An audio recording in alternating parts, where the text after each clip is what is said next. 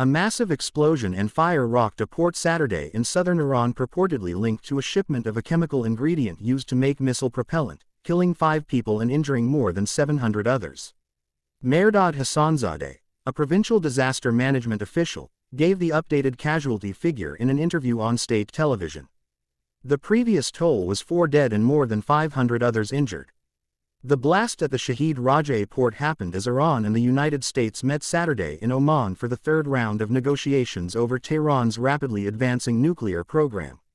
While no one in Iran outright suggested that the explosion came from an attack, even Iranian Foreign Minister Abbas Araghchi, who led the talks, on Wednesday acknowledged that our security services are on high alert given past instances of attempted sabotage and assassination operations designed to provoke a legitimate response.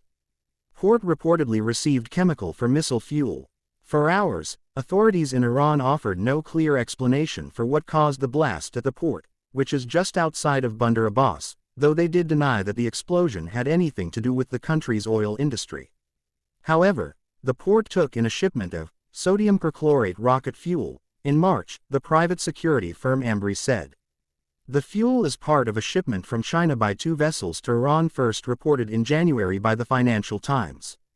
The fuel was going to be used to replenish Iran's missile stocks, which had been depleted by its direct attacks on Israel during the war with Hamas in the Gaza Strip.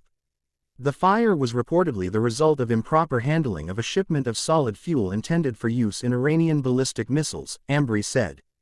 Ship tracking data analyzed by the Associated Press put one of the vessels believed to be carrying the chemical in the vicinity in March, as Injures said.